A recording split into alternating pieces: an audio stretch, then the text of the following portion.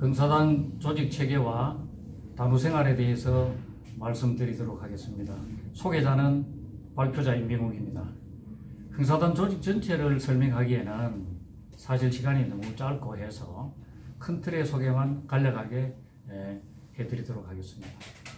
흥사단의 조직 체계와 운영에 대해 말씀드리자면, 먼저 흥사단을 창립하신 도산 안창호 선생께서 창립 당시에 활도 대표들을 발견으로 하여 민주적인 절차에 의해 흥사단을 창립하였다는 기본 정신을 이해를 하셔야 되겠습니다. 이러한 정신은 지금의 약급 전문가 제2장 기관과 조직에 잘 표현되고 있습니다. 흥사단의 조직 체계는 2009년 약급 개정에 따라 크게 본부와 산하 조직 그리고 부설 조직으로 구성되어 있습니다. 본부는 사매와 사무처, 즉 사매는 의결기구인 공의회, 집행기구인 이사회, 그리고 감사기관인 감사회로 구성이 되어 있고, 산하 조직에는 해외위원부와 지역본부, 그리고 지부, 분회, 청년 조직으로 구성되어 있습니다. 부설 조직은 3대 시민운동본부와 부설기관, 수탁시설이 있겠습니다. 이러한 각 조직의 체계와 주요 업무 방식에 대해 설명은 흥사단을 체계적으로 이해하는 데 큰 도움이 될 것으로 사료됩니다. 흥사단의 조직 체계와 운영에 대해서 구체적으로 설명을 드리도록 하겠습니다. 흥사단의 조직은 크게 본부와 산하 조직, 그리고 부설 조직으로 나누어 있습니다. 흥사단 조직 체계는 창단과 독립운동 시기의 전통을 이어받아 강복 이후에도 비교적 엄격한 절차와 체계를 통하여 양보다 질을 중시하며 조직을 확대해 왔습니다. 소위 엘리트주의적인 정신과 선비 정신에 따라서 조직을 운영해 왔다고 생각이 됩니다. 그러나 1960년대와 70년대 학생 아카데미 운동의 부흥으로 지부와 분회 조직이 전국적인 규모로 확산함에 따라서 입단 절차를 다소 간소하게 하여 단위의 저변 확대를 도모하고 있는 실정입니다. 흥사단 본부는 창립 초기인 1921년부터 도산 선생님이 살아계시는 때에 사무부 제도를 확립하게 되었습니다. 그러니까 공의회, 이사회, 감사회를 두었고, 삼권 분립의 정신에 기초한 이 제도는 사회단체 중에 가장 특색 있는 조직의 형태라고 볼 수 있겠습니다. 이제 흥사단 조직 체계를 도표를 보면서 더 구체적으로 설명을 드리도록 하겠습니다. 맨 위에 상단에 보면 공의회가 있고, 공의회는 공의회의장이 있고, 거기에는 공의회 산하에는 운영위원회가 있습니다. 운영위원회는 총회에서 임명된 사항과 청원 등을 처리하게 됩니다. 그 다음에 이사회가 있고, 이사회는 이사장이 공회에서 선출된 3년 임기로 재직을 합니다. 그 이사회 산하에는 사무처, 사무총장, 그리고 산하 조직인 해외위원부, 지역본부, 지부가 있겠습니다. 해외위원부와 지역본부, 지부는 실질적인 흥사단 운동의 조직이라고 보시면 되겠습니다. 2022년 지금 해외 13개 지부와 국내 20개 지부, 그리고 4개의 예비 지부가 활동을 하고 있습니다. 본부 사무처는 사무총장이 있고, 그 밑에 정책기획국과 협력사업국, 운영지역국이 운영이 되고 있습니다. 그 다음에 부설 조직은 3대 운동본부와 부설기관, 수탁시설을 운영하고 있는데요. 특히 운동본부는 3대 운동본부를 통해서 단우뿐만 아니고 시민들과 회원들을 통해서 흥사단 운동을 확산을 시키고 있다고 보시면 되겠습니다. 다음은 그 부설기관에서도 특별히 도산 아카데미 등이 운영되는데, 이 부분은 뒷장에서 좀 더 상세하게 설명을 드리도록 하겠습니다. 다음은 본부에 대해서 상세하게 설명을 드리겠습니다. 본부는 공의회와 이사회, 감사회, 그리고 사무처로 구성된다고 설명을 드렸고, 먼저 의결기구인 소위 말하면 국회에 해당하는 공의회에 대해서 간략하게 말씀을 드리도록 하겠습니다. 공의회 기능은 뭐 다양하고 워낙 많은 기능이 있습니다만은 공의회 구성은 약법에 50명 이내의 공의원을 둘 수가 있다 이렇게 되어 있고, 임기는 3년입니다. 종전에는 2년이었는데 이사회장의 임기를 3년으로 연장을 하면서 같이 공의원들도 3년으로 이렇게 감사회까지 3년으로 이렇게 임기를 늘렸습니다. 근데 이 또 전국구와 지역구로 구분해서 지역 분배를 고르게 해서 운영을 하고 있고, 이 가운데 매년 3분의 1씩 교체해서 선발해서 운영을 하고 있습니다.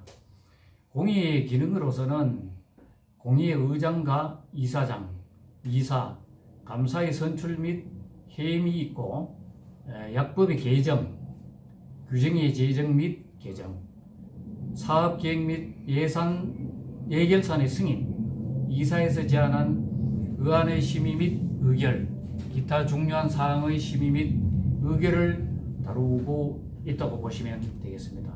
더 많은 상세한 기능이 있습니다만 그 부분에 대해서는 규정이나 약법을 찾아서 공부하도록 하셔야 될 것 같습니다. 다음은 사실상 가장 중요한 집행기구로서 정부로 보면 행정부로 보시면 되겠습니다. 이사에 대해서 설명을 드리겠습니다. 이사는 약법상에 11명 이내의 이사로 구성되어 있고, 이사장은 1명, 부이사장은 3명 이내로 구성하도록 되어 있습니다. 임기는 3년으로 되어 있습니다. 이사의 기능은 우리 단위 운동 및 목적 사업에 관한 사업계획의 수립 및 집행을 하고, 재정 운영 계획 수립 및 집행, 산하 조직 및 부설 조직의 설치 승인 및 관리, 감독, 징계를 하도록 되어 있습니다. 기타 우리 단위의 업무를 집행하도록 되어 있습니다. 여기에서 우리 단위 업무란 운영 세칙의 제정과 개정, 약법 및 제규정의 개정 및 심의를 다루도록 되어 있습니다. 다음은 감사회에 대해서 말씀을 드리겠습니다. 감사회는 5명 이내의 감사로 구성이 되고, 임기는 공의회와 이사회와 동일하게 3년으로 구성이 되어 있습니다. 감사의 기능은 업무 및 재정감사, 단위 및 하부 조직의 징계 가능사항, 그 다음에 약법 및 규정의 유권 해석을 담당하도록 되어 있습니다. 본부의 마지막으로 본부 사무처에 대해서 설명을 드리도록 하겠습니다. 본부뿐만 아니라 산하 조직은 사업을 효율적으로 집행하기 위해서 사무처나 사무국을 둘 수가 있습니다. 그래서 여기에서 가장 중요한 직책인 사무총장은 임기는 그 직을 임명한 이사장의 임기와 동일하다 이렇게 되어 있으니까, 실질적으로 새로운 이사장이 선임되어서 사무총장을 임명을 하게 되면 그 임기는 3년이 되겠죠. 그런데 그 다음에 이사장이 다시 연임하고 있는 사무총장을 연임을 시키려면 공의회의 동의를 얻어 연장을 할 수가 있습니다.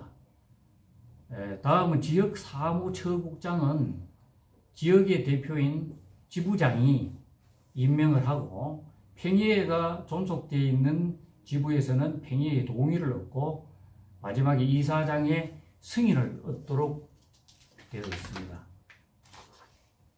이상으로 본부의 설명을 마치고 다음은 산하 조직에 대해서 설명을 드리도록 하겠습니다.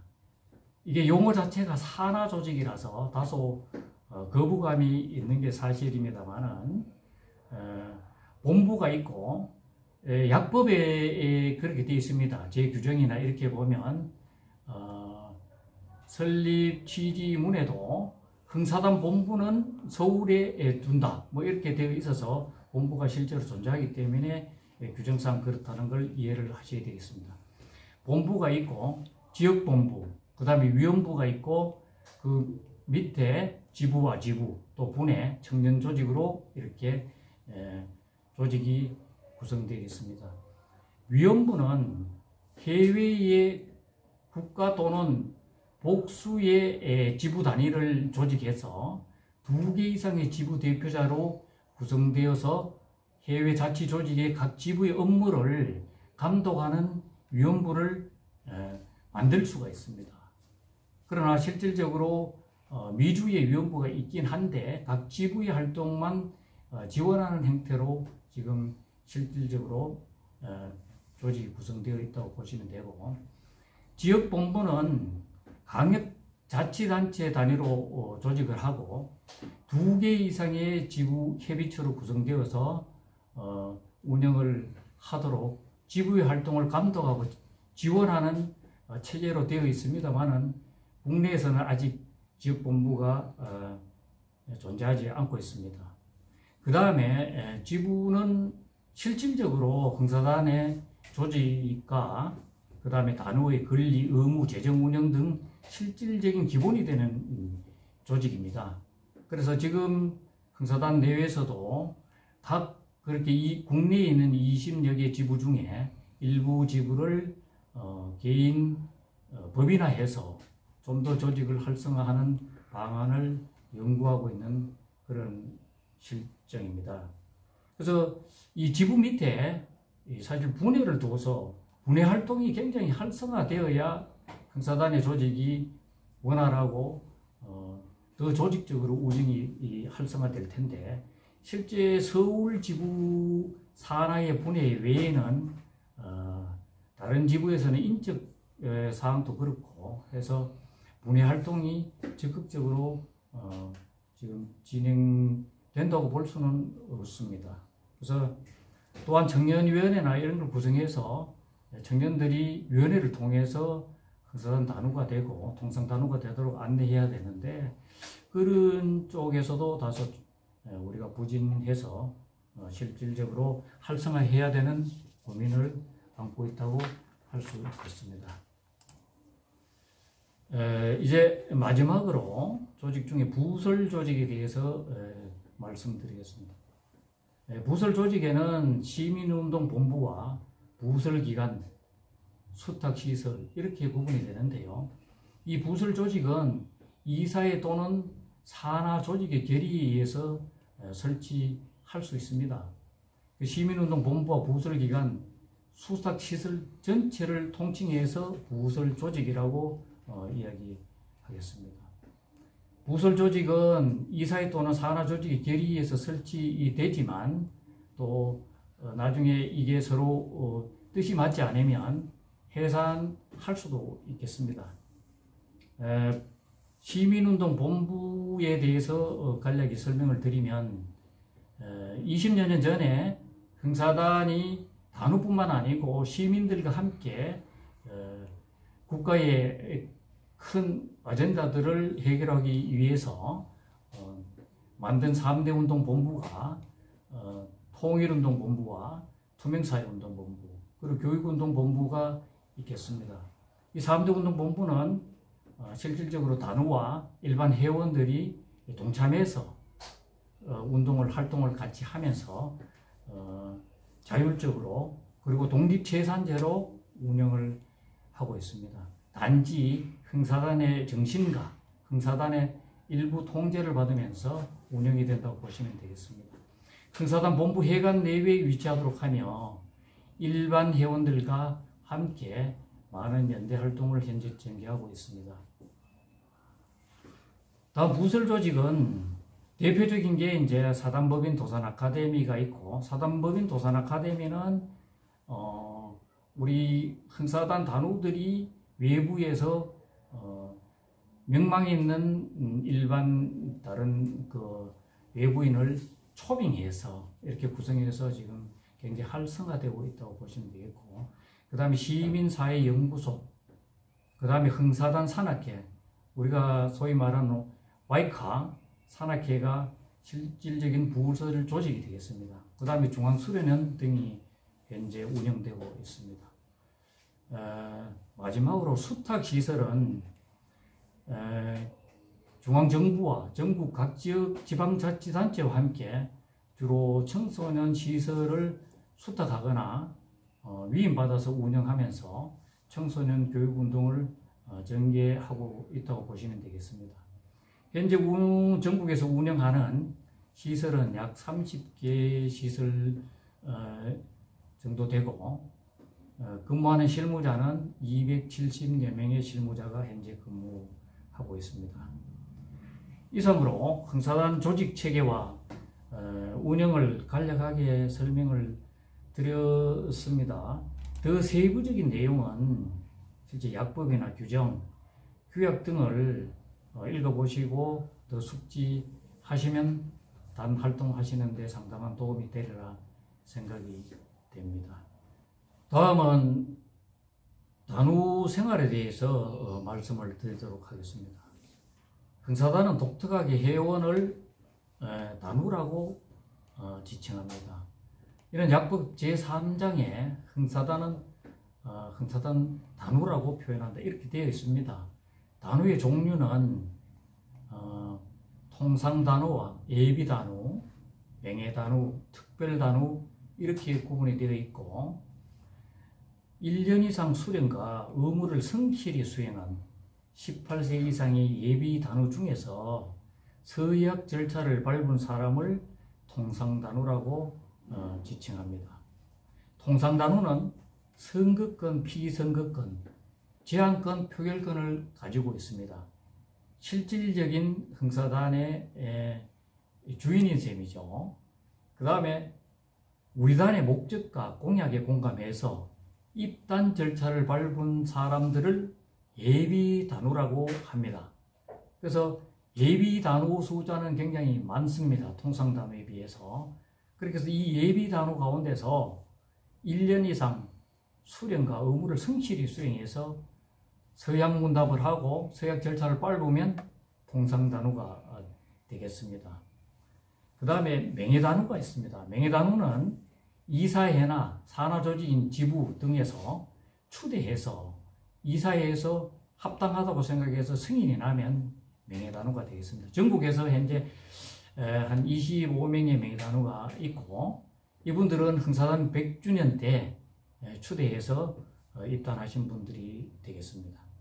다음에 특별단우가 있습니다. 특별단우는 우리 단을 후원하는 사람들 중에서 명망이 있다고 해서 추대한 사람으로 이사회의 승인을 얻으신 분들이 되겠습니다. 현재 전국의 단우는 해외까지 포함해서 약 9천여 명이 활동을 하고 있습니다. 등록된 단우죠. 9천여 명이. 예비 단우가 6,500명, 통상 단우가 2,400여 명, 특별 단우가 120여 명이고, 맹해 단우가 45명이 등록은 되어 있습니다만은 잠재적으로 휴면 단우에 거의 가까운 단우들이 반 정도는 사실 되는 것 같습니다.